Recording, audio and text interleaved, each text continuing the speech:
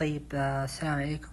ان شاء الله راح نخلص اخر جزئية بعد ما خلصنا النورمال ساوند والاد نورمال. الحين نخلص اخر جزئية في الهارد ساوند اللي هي المرمر. طيب عشان نعرف ايش هو المرمر، وهذا المرمر دائما يسبب مشاكل للطلاب صراحة، يسبب لهم confused ومس وكل حاجة، مع انه سهل مرة وتافه. طيب المرمر عبارة عن ايش؟ عبارة عن turbulence في البلد فلو، يعني اضطراب في البلد فلو. تمام، يعني ما في بلد فلو كويس. حلو، يعني يكون في مشكلة في تدفق الدم من الاتريال تو الفنتريكل والجسم كامل. خلاص، وراح نعرف الانواع الحين. طيب قال انه turbulence inside the heart it is valve and it is valve، يعني المشكلة صارت في البلد فلو.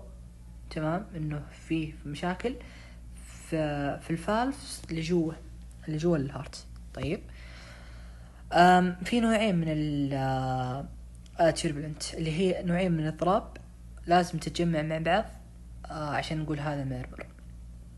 تمام، ايش النوعين؟ نحن تكلمنا قلنا انه الستينوزس هو عبارة عن ايش؟ عبارة عن الصوت اللي نسمعه بعد ما ينفتح الفالف، صح؟ ضربنا عليه مثال تعرفون في المقاطع الأولى، سمينا ايش بالضبط؟ سميناه ايجكشن كليك. طيب في حاجة اسمها ثانية اسمها ريجيرج، اللي هي عبارة عن ايش؟ ارتجاع الدم من الفنتريكل اوكي تو الاتريال. حلو، او من الاورتيك والبلمنري فالف تو الفنتريكل. طيب الريجيرج هو عبارة عن ايش؟ هو عبارة عن صوت للصوت للفالف المقفل. حلو. الحين عرفنا تيربلنت، قلنا نوعين، ستينوزز وريجولر. طيب هذه بشكل عام تعتبر الستينوزز والريجولر تبع الأورجانيك مرمر. حلو. طيب النوع الثاني اللي هو يسمونه فانكشنال مرمر، ما له صلاح في الاستراكشر، يعني حاجة صارت برا تأثير الفالف.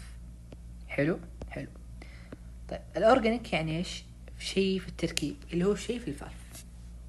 طيب الحين قلنا للمرمر إنه turbulent blood flow، وقلنا الحين عندنا نوعين، functional organic. الأورجانيك قلنا إنه يكون turbulent regular regulation وستينوسيس. طيب الحين احنا نعرف إنه النبضة حقة القلب تبدأ بالاس واحد، اللي هو ايش؟ prepare to contraction، او يسمونه begin of the stall. السيستول هو الكونتراكشن حق ايش؟ الفنتريكل.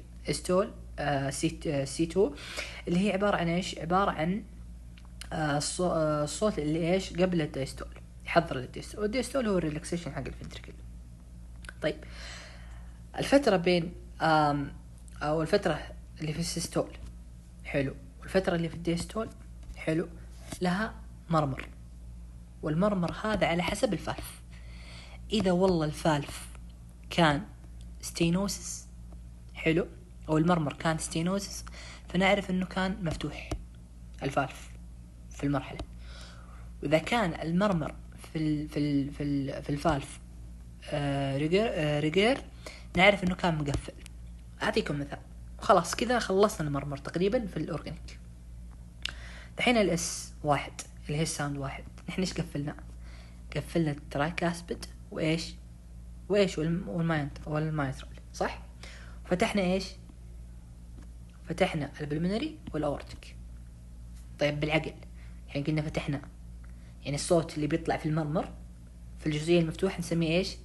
ستينوسيس، اللي هو في البلمنري والاورتيك.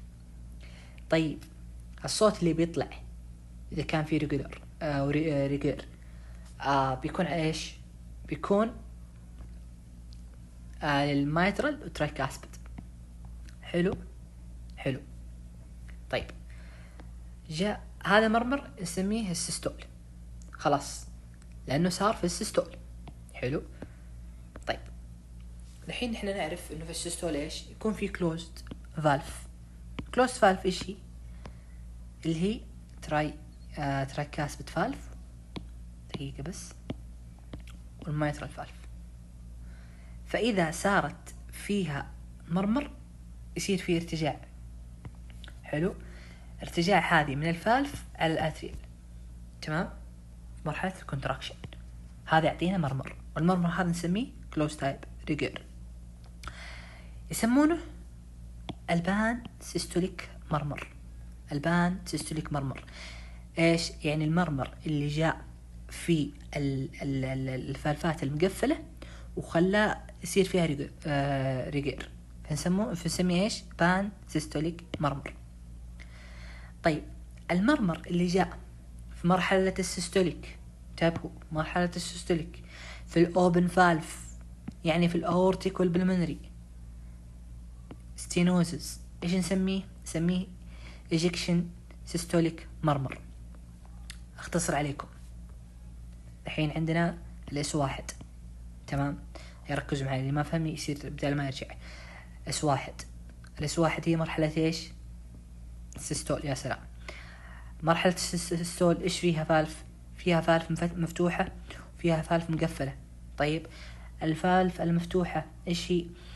الفالف المفتوحة اللي هي البلمنري والأورتيك، والمقفلة اللي هي ترايكاسبيد والمايترال. طيب إذا صار ستينوسس ولا ريجير في هذه المرحلة، على حسب الريجير يكون للمقفل والستينوسس يكون المفتوح. فإذا والله جاء المفتوح اللي هو الستينوسس سيستوليك، حلو، اللي بالمنري والأورتيك وانفتحت في S1، فهذا نسميه ايش؟ إيجكشن سيستوليك مرمر. أما إذا جاء والله في الفالفات المقفلة اللي نسميه نحن ترايكاسبيد مايترال في S1، نسميه ايش؟ نسميه بان سيستوليك مرمر. طيب الحين خلصنا المرمر اللي هو تبع ايش؟ عفوا، المرمر اللي تبع السيستول. الحين الديستول. حلو، الديستول عبارة عن ايش؟ عبارة عن ريلاكسيشن الفنتركل، وقلنا فيها الS2 اللي نفتح ايش؟ نفتح الترايكاسبيد والمايترال ونقفلها بالمنري والأورتيك بنفس الطريقة. اعكسوها، إذا عكستوا الفكرة عرفتوا في السيستوليك الديستوليك خلاص العكس. فإذا كان في الأوبن فالف اللي هي السينوزز بتكون ترايكاسبيد يسمونها ترايكاسبيد مرمر. طيب أو شو اسمه ميد ديستوليك مرمر، اللي هي الاثنين، الترايكاسبيد والمايترال. طيب إذا كان للكلوز فالف المقفلة، طيب اللي هي الأورتيك والبلمنري صار فيها ريجير، يعني اللي دايجنوستيك مرمر. طيب يعني عندنا تقريبا 4 أنواع، 2 سيستوليك و2 دايستوليك، وهذا هو المرمر الأورجانيك، يعني المشكلة في الفالف سواء انها انسدت او سواء انها ضيقت. السدة بتكون في خلال التكفيلة والتضييق في خلال الفتح. خلاص. طيب النوع الثاني اللي هو الفانكشنال يعني ما في مشكلة في التركيب، يعني ما هي في الفالف، برا الفالف. فأمثلة عليها اللي هي هذه تبع السهم. المثال الأول يقول شخص عنده أنيميا ومحتاج أكسجين، وش راح يصير في اللاترال فنتريكل؟ طيب شخص عنده أنيميا، وين اللاترال فنتريكل هذه؟ طيب أنا عندي نقص في الأكسجين في الجسم، تمام، كيف أخذ الأكسجين وديه للجسم كامل؟ من خلال إيش؟ الأورتيك أرتري اللي هو من الليفت فنتريكل، اللي هو أصلا جاي من البلمنري اللي جاي من هنا، تمام. فإيش يسوي القلب هنا؟ يصير مجنون، بمعنى إنه يحاول يدخل الدم من الليفت فنتريكل على الأورتيك الأورتيك فالف، حلو، بس بدفعة كبيرة. فتخيلوا اللي هو الدفع الكبير هذه خرجت بحاجة بسيطة، فهنا تعتبر فانكشن كأنها زي الاستينوسس. طيب تصير المشكلة. طيب شخص عنده فانكشنال مايترال ريجر، يعني إيش يعني؟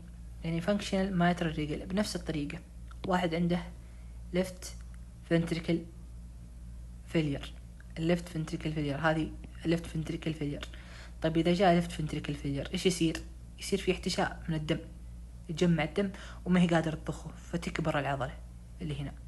فإيش يصير؟ ليش؟ إيش يصير للمايترال هنا؟ يتوسع. مع التوسع وإذا جات المراحل الثانية مرحلة إنه يصير اس واحد يقفل، ما راح يقفل، فيصير إيش؟ functional murmur. تمام، لأنه صار فيه turbulent blood flow. بنفس الفكرة إذا كان عندنا right ventricle failure في المنطقة هذه، right ventricle failure في المنطقة هذه، فتتضخم العضلة لأنها ما عاد تضخ، صار فيها failure، فيتوسع ترايكاسبيد ما عاد صار يقفل، يمتد يعني. فتصير المشكلة هذه اللي هي الفانكشنال. في أنواع، في حاجات كثيرة صراحة، بس هذه حبيت إنها أسهل حاجة إني لكم فحطيتها، والدكتورة فاطمة قالتها. بالتوفيق إن شاء الله. أتمنى إني وضحت لكم الصورة.